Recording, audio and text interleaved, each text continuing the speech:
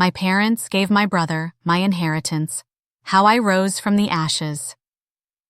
The camera finds me in my auto shop after hours, hands trembling as I hold a crumpled legal document. The fluorescent lights buzz overhead, casting harsh shadows across my face, streaked with mascara tears. $200,000 and both family shops, I whisper, voice cracking. Everything I helped build since I was 15, gone with a single signature. I look directly into the camera, my eyes burning with a mixture of pain and defiance. My parents transferred my entire inheritance to my brother because he has a real family to support. Translation: he had kids, and I chose career over starting a family. I stand abruptly, slamming the document onto the workbench. Tools rattle and a wrench clatters to the floor, the metallic clang echoing through the empty garage. 20 years I gave them. 20 years of canceled dates, missed vacations, and working holidays while my brother drifted between jobs. My fingers trace over the family photo hanging crooked on the wall. In every picture, I'm pushed to the edge while my brother Ryan stands center stage, always the golden child. The phone screen illuminates my face as I read aloud. We always knew you'd be fine without our help. Ryan needs this more than you do. My mother's text message, sent 3 hours after I walked out of the family dinner. I clutch the phone, knuckles white. That's when I realized the most painful truth. They weren't punishing me despite my strength. They were punishing me because of it. My breathing becomes ragged as I fight back a fresh wave of tears. Have you ever discovered that your family only valued you for what you could provide? That your greatest qualities, independence, resourcefulness, determination, became the very reasons they felt justified in taking from you? I grip the edge of the workbench, the question hanging in the air between us. This isn't just about money or property. It's about discovering your place in your family was never what you thought it was. I crumple the document into a tight ball, the sound deafening in the silence of the empty shop. Then, unexpectedly, I smooth it out again, folding it carefully and tucking it into a toolbox drawer. But what I never expected, was that their betrayal would become the foundation for something they could never take away. The flickering home video shows a suburban Denver house decorated for Christmas, snow falling gently outside the picture windows. 10-year-old me unwraps a small package with practiced enthusiasm, while my brother Ryan tears into a massive box containing a brand new mountain bike. Growing up as Olivia Chen, daughter of Chinese-American immigrants who built Chen's Auto from nothing, I learned early that family love came with invisible hierarchies. I narrate as young Olivia forces a smile, thanking her parents for the socket wrench set, so I could be more useful at the shop, while Ryan rides his new bike through the living room, knocking over a vase that nobody bothers to pick up. Christmas was just the most obvious display, I continue, as the footage transitions to a dinner table where teenage me serves food to everyone else before sitting down. The daily reminders were more subtle but equally consistent. Dad praises Ryan for changing a tire by himself, while I balance the shop's monthly books in the background, unacknowledged. The camera lingers on my high school graduation, where my valedictorian speech receives perfunctory applause from my parents. Cut to Ryan's barely passing graduation 2 years later, where they surprise him with keys to a new car. My achievements were expected obligations. His were celebrated accomplishments. In our culture, this had a name: family duty. As the daughter, my role was to support the family legacy. As the son, his role was to become it. The video transitions to the family shop, where 20-something me juggles multiple responsibilities, explaining an invoice to a customer while answering the phone and directing a mechanic. My father walks past, patting my shoulder absently. "You're so reliable, Olivia."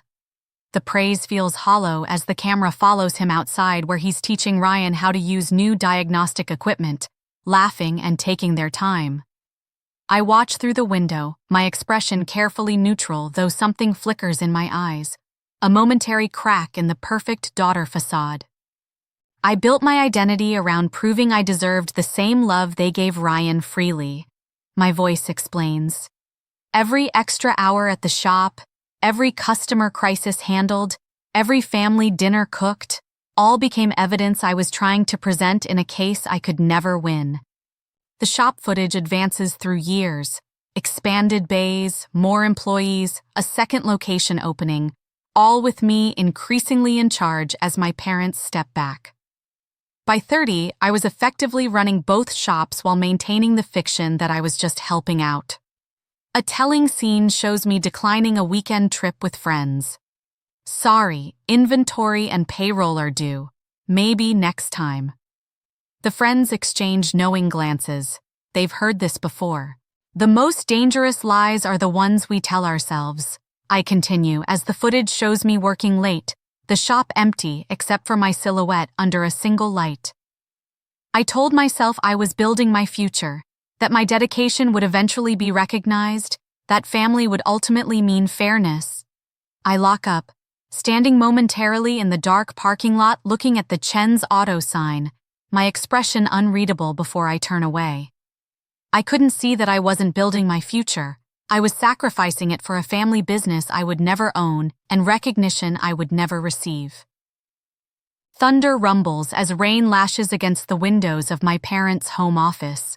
Lightning briefly illuminates my shocked face as I stare at the open leather portfolio on the desk. It was supposed to be a simple favor. Mom had asked me to organize their retirement paperwork while they vacationed in Arizona. The camera zooms in on the amendment to their will, my name neatly crossed out, Ryan's circled. All assets, both shop locations, equipment, accounts, and investments totaling over $200,000, now directed solely to him. My hands shake uncontrollably as I read the document a third time, hoping somehow the words will rearrange themselves. I couldn't breathe.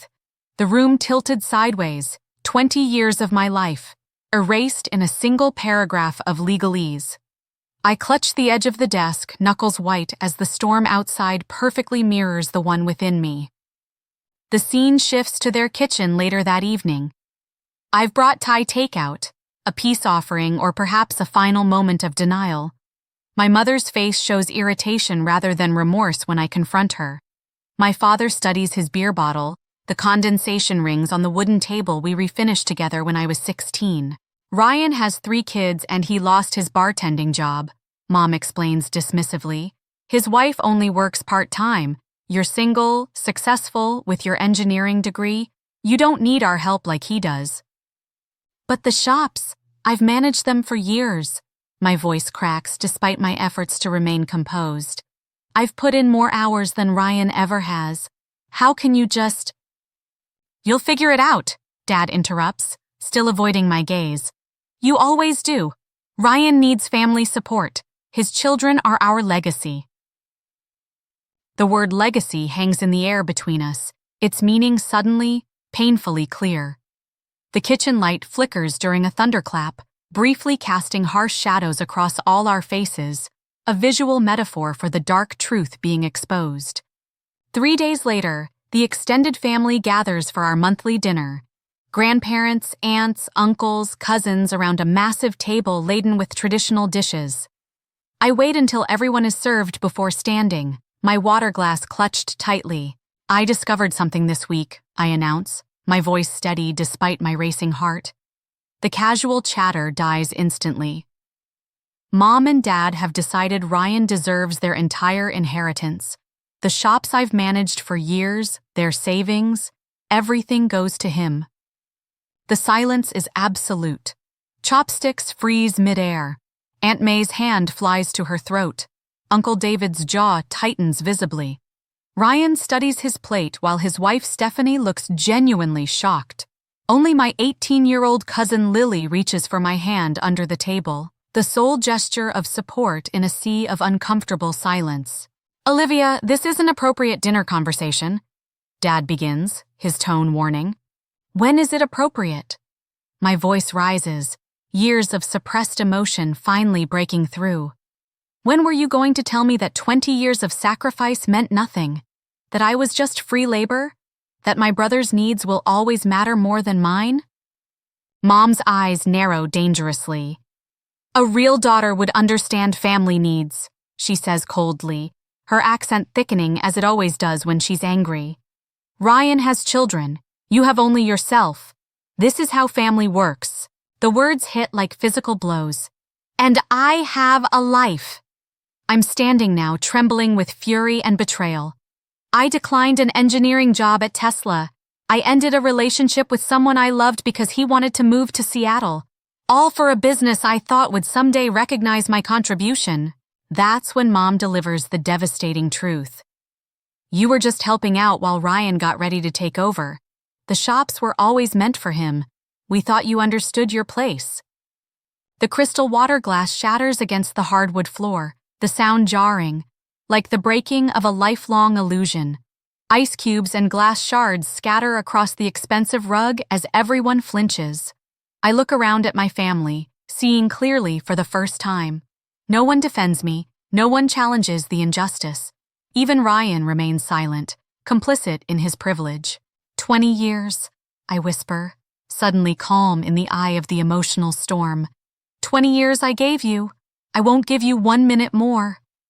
I walk out, the heavy front door closing with quiet finality behind me. In my car in the driveway, rain streaming down the windows, my phone chimes. The text from Mom appears on screen. We always knew you'd be fine on your own. Ryan needs family support more than you do. When you calm down, you'll understand we made the right decision. Family comes first. I stare at the message, my expression transforming from devastation to dawning clarity. That's when I understood the full truth. They weren't just taking my inheritance. They were revealing that my strength, my independence, my capability, the very qualities I thought made me valuable, were the reasons they felt justified in taking everything from me. The montage begins with methodical scenes of disconnection, blocking phone numbers, returning holiday gifts unopened, driving past the family shops with my gaze deliberately fixed forward. At 35, I was starting over with nothing but my engineering degree, my mechanical skills, and a reputation in an industry where being a woman was already a liability. The rejections pile up quickly. 3 bank loan denial letters for business startup funds, my condo listing for sale, my car traded in for an old delivery van I could sleep in if necessary. A particularly powerful scene shows me washing my hair in a gas station bathroom before a loan interview, the fluorescent light harsh on my exhausted face. The physical toll matched the emotional devastation.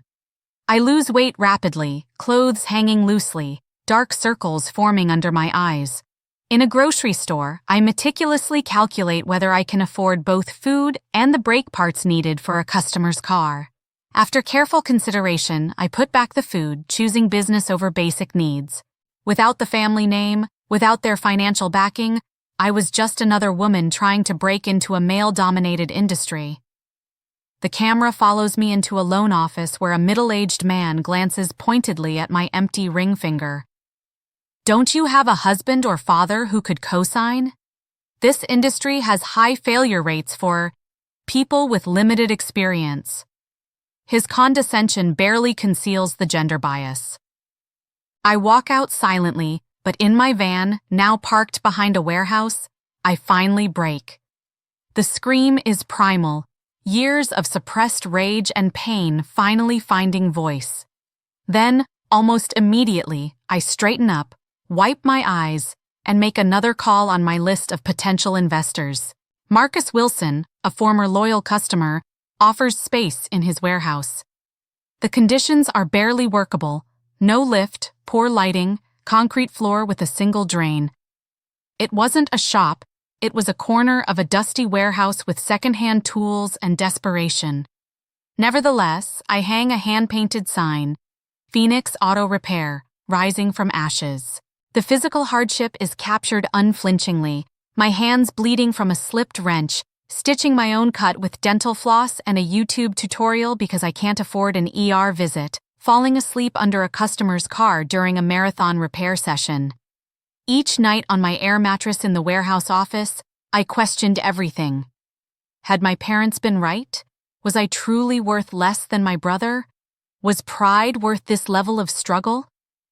The therapy sessions, which I can barely afford at $50 per session paid in cash, provide crucial context. My therapist, Dr. Elena Ramirez, helps name what happened. What you're experiencing is family scapegoat syndrome with a cultural twist. They assigned you the role of the capable one who doesn't need help, the strong daughter who serves the family. It's still a form of emotional neglect because it denies your humanity. You were valued for your utility, not your personhood. My 36th birthday is spent alone on the concrete floor of the warehouse, a single cupcake with a candle throwing shadows across my hollow cheeks. I take a photo, consider posting it with some brave caption about new beginnings, then delete it. I wasn't brave that night. I was broken, wondering if pride had cost me the only family I'd ever have. The phone call from Ryan the next morning catches me off guard. His number on my screen seems surreal after 6 months of silence. Olivia?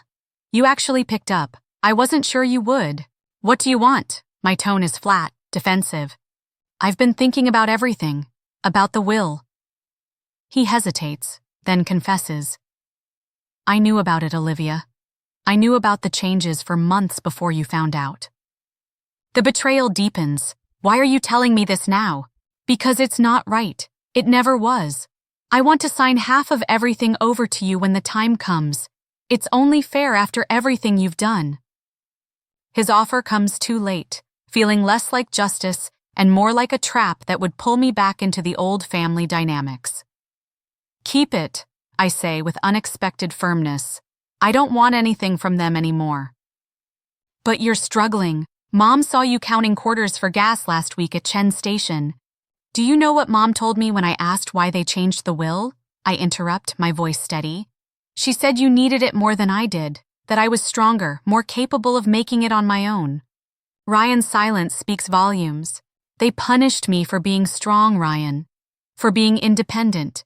If I take your offer, I'm right back in that system, having to prove my worth, having to be grateful for scraps of what should have been mine by right. After hanging up, I don't collapse. Instead, I stay awake all night drafting plans for a specialized lift system that will maximize my limited warehouse space, drawing on my engineering training for the first time in years. In that moment, I made a choice that would define everything that followed. I chose to be measured by what I could build, not by what was taken from me. The Phoenix Auto logo, a stylized bird rising from flame-colored tools, appears as morning sunlight breaks through the warehouse windows. The first year tested whether I could survive.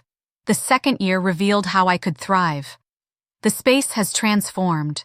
Proper lifts installed, walls painted vibrant teal and orange, clean floors, organized tool stations, a small but comfortable waiting area. What changed everything was a decision born from my own experience of exclusion. I interview Kate, a single mother with untapped mechanical talent who'd been rejected by 3 other shops. They told me I wouldn't fit in with the guys, she explains, doubt and hope competing in her expression. Can you diagnose electrical issues on a 2018 Nissan? I ask instead of commenting on her gender. With my eyes closed, she responds, shoulders straightening with confidence. When can you start? The transformational journey accelerates with more hires. Jasmine, fresh from trade school with top grades but no callbacks. Eleanor, a 50-something former accountant making a midlife career change. Denise, a soft-spoken engine savant who'd been told she was too timid for shop work. We weren't just fixing cars, we were rewriting the rules of what an auto shop could be. The camera captures our unique approach, jargon-free explanations, tablets showing repair details with photos, a comfortable waiting area with children's books and toys, transparent pricing displayed on monitors, and most importantly, women mechanics in navy coveralls with the Phoenix logo, confident and skilled. A turning point comes when an elderly woman arrives nearly in tears after other shops quoted her $3,000 for a transmission replacement. I spend an hour diagnosing the actual issue, a $200 sensor. You're the first person who actually listened to how I described the problem, she says, gripping my hand tightly. Everyone else just heard old lady and saw dollar signs. Word spreads through Denver. A waiting list develops. Local news does a small feature on Denver's all-female auto shop revolution. Comment sections fill with testimonials. First time I haven't felt ripped off. They explained everything without making me feel stupid. Best service I've ever had, regardless of gender. As the business grows, so does my personal healing. The Tuesday dinner group begins as networking but evolves into chosen family. Angela brings experimental desserts from her bakery. Trish offers IT expertise in exchange for car maintenance. Madison teaches kindergarten and reminds me that gentleness isn't weakness. You've stopped flinching when someone compliments you, Angela observes over wine at her apartment 6 months into our friendship. When we first met, you'd immediately explain why you didn't deserve praise. Old habits, I admit, swirling my wine thoughtfully. In my family, achievements weren't celebrated. They were expected obligations. Well, we're your family now, Madison says simply, refilling my glass. And we're proud of you just for being you, not for what you can do for us. That casual statement, "We're your family now," hits with unexpected force. I excuse myself to Angela's bathroom where I cry silently, overwhelmed by the simple gift of unconditional acceptance. Dating proves more challenging than friendship. Trust rebuilds slowly after fundamental betrayal, and I find myself pulling away whenever someone gets too close. Several promising first dates end with polite but distant goodbyes, my walls too high to allow real connection. But Eric persists, a graphic designer who creates Phoenix Auto's logo and marketing materials, never pushing but never disappearing either. I noticed something, he says during our 4th date at a small Italian restaurant. You apologize when you talk about yourself for more than 30 seconds, as if taking up space in conversation is somehow wrong. His observation stops me mid-sentence. He's right. Even on dates, I've been playing a supporting role, asking questions, showing interest, making sure the other person feels valued, all while minimizing myself. You're allowed to be the main character in your own story, he tells me, reaching for my hand across the table. Your journey deserves to be centered. Our relationship develops through a shared love of rock climbing, a metaphor for my healing process. There's something clarifying about struggling toward a summit, muscles burning, fear managed but present. Eric climbs beside me, never rushing ahead though he could, never pushing me beyond my capacity but believing in my strength. On Pike's Peak at sunrise, 18 months after finding that revised will, I stand with arms outstretched as golden light breaks over the horizon. Eric captures the moment, my face alight with unburdened joy, surrounded by the Tuesday night dinner group who made the climb with me. That's who you really are, he says, showing me the photo. That's the Olivia who was waiting to emerge all along. The therapy journey continues in parallel with business growth, illuminating patterns I carried since childhood. You overwork because you're still trying to prove your worth, Dr. Ramirez points out during our monthly session. You still believe on some level that love must be earned through extraordinary effort. She's right. I've been running Phoenix Auto the way I'd lived my life, constantly proving, never resting, never believing success was deserved. The shift comes in small, revolutionary decisions, closing on Sundays, delegating responsibilities, occasionally prioritizing my own needs without guilt, saying no without explanation when necessary. Learning to reject conditional love remains the hardest lesson. Your parents' limitations weren't a reflection of your worth, Dr. Ramirez emphasizes. Their inability to love equally was never about you. It was about their limited capacity to see beyond cultural expectations and old patterns. Standing on that mountain peak with sun breaking through clouds, Phoenix Auto thriving beyond my initial dreams, surrounded by people who value me simply for existing, I finally feel the truth of it. I am not defined by what was taken from me, but by what I've built from those ashes. The Best Auto Shop in Denver award glints in the morning light as I place it in our front office display. The magazine feature shows all 7 of us in matching teal coveralls, standing proudly before the expanded shop with its gleaming bays and state-of-the-art equipment. The headline reads, "Phoenix Rising: How Olivia Chen Revolutionized Denver's Auto Industry." The local news interview airs on a Tuesday evening. "We don't just fix cars," I explained to the reporter as cameras capture our all-female team in action. "We've created a space where people are respected regardless of their technical knowledge or gender. That shouldn't be revolutionary in 2023, but here we are." By morning, my phone shows 5 missed calls from my parents. I let them go to voicemail, a boundary that would have been unthinkable before. Their messages follow a predictable pattern: congratulations that carefully avoid acknowledging their role in my struggle, hints about reconnecting, not a single word of apology or recognition of the pain they caused. After a week of persistent calls, I finally answer while sitting in Eric's living room, his hand steady in mine for support. "We're proud of you," Mom says immediately, as if the last 2 years hadn't happened. "Thank you," I reply, politeness ingrained despite everything. "What do you want?" "We want to see you," Dad says, his voice carrying an unfamiliar note. Is it genuine humility or performance? "The family isn't the same without you. Your brother misses you. You made decisions that clearly showed you could live without me in the family," I respond evenly. "What's changed?" They want to reconnect on their terms, to treat the betrayal like a minor disagreement now resolved by my success. What they offer isn't reconciliation, but revision, a rewriting of history that erases their actions and my pain. "I'm not getting over it," I tell them firmly, "but I am moving through it. There's a difference. If you want any relationship with me, it needs to be on new terms with clear boundaries." Those boundaries become my protection. Limited contact twice yearly, always in public places, always with Eric present, specific topics off limits. Dr. Ramirez helps me prepare for these carefully navigated encounters, her number on speed dial for the aftermath.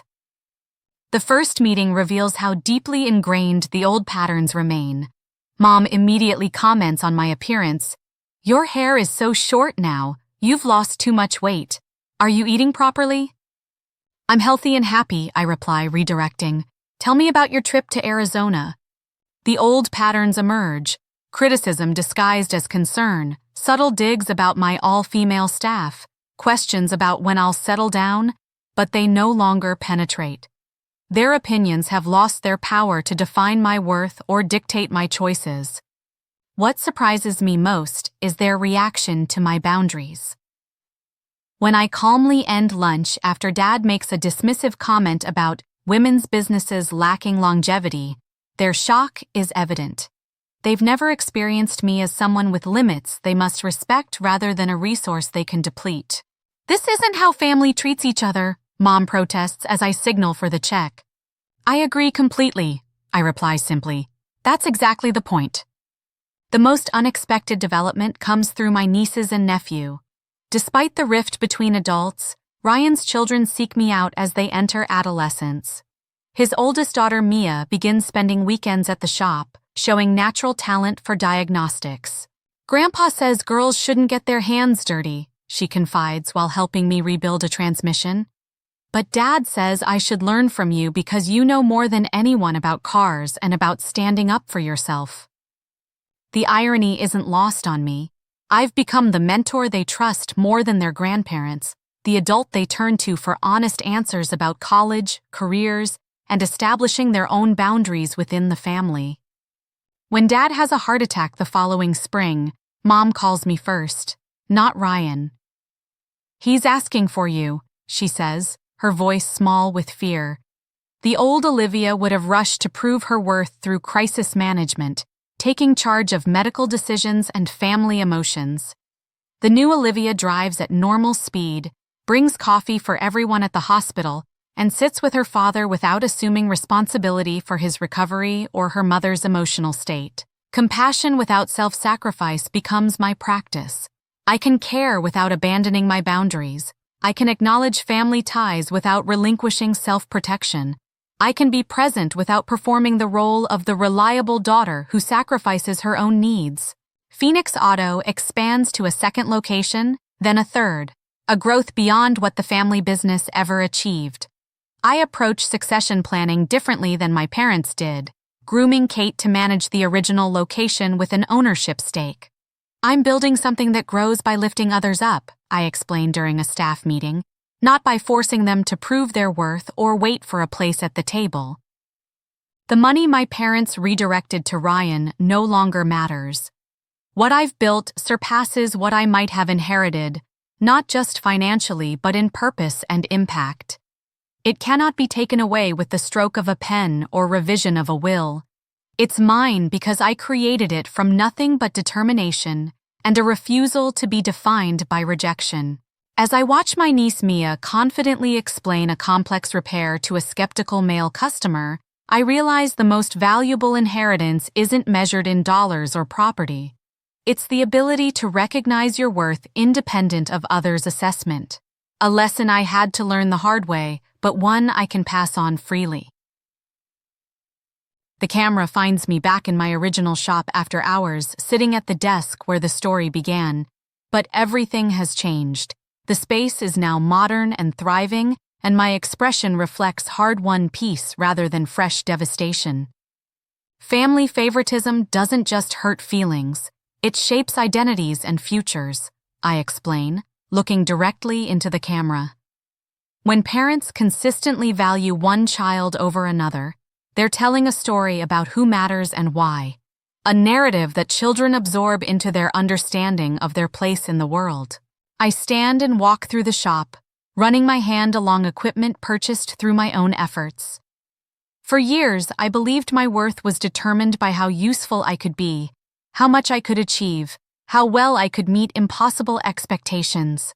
That belief shadowed every relationship, every achievement, a voice constantly whispering I hadn't done enough to deserve love. Outside, the neon Phoenix Auto sign glows against the night sky. Your worth isn't measured by how others value you, but by how you value yourself.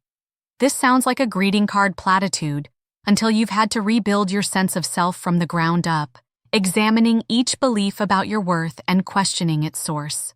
I gesture toward a wall of photos, the women who work for me, customers whose vehicles we've saved, the Tuesday night dinner group, Eric and me on mountain summits.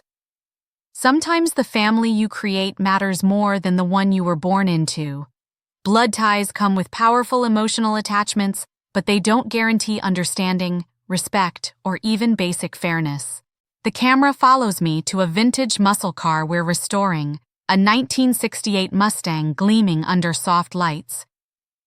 Financial betrayal often reveals deeper emotional betrayals that were always there. The revised will that stole my inheritance didn't create the inequality in my family. It merely exposed the truth that had been operating beneath the surface all along. I slide behind the wheel, hands resting lightly on the steering wheel. The greatest revenge isn't success, it's liberation, creating a life they can't touch, not out of spite, but out of self-respect. Every woman who finds employment here, every customer who trusts us with their vehicle, every girl who sees our shop and thinks I could do that too, they're part of something that exists because I refuse to accept the narrative my family tried to write for me. Standing in front of the Phoenix Auto sign, surrounded by my team, Eric by my side, I address viewers directly. Have you experienced family favoritism? Did it show up in inheritance, attention, or opportunities? What would you have done in my position? Would you have taken Ryan's offer or walked away as I did? Share your family favoritism story in the comments. I'll personally respond to the 10 most powerful ones. The camera pulls back to reveal the full scope of what I've built. 3 shop locations represented in a montage, dozens of employees, hundreds of satisfied customers. Some inheritances are stolen, my voice concludes as the screen shows me teaching Mia how to diagnose an engine problem while Ryan watches with complicated pride. Others are built, Mine wasn't in a bank account or a business deed. It was in the strength I never knew I had until everything else was taken away. The final shot returns to the mountain summit at sunrise. My arms outstretched, face turned toward the light, chosen family surrounding me. The phoenix doesn't rise from ashes because it's easy. It rises because that's the only way to reclaim its power. My name is Olivia Chen, and this is my story of betrayal, loss, and the triumph that comes from building something that can never be taken away. An unshakable belief in my own worth.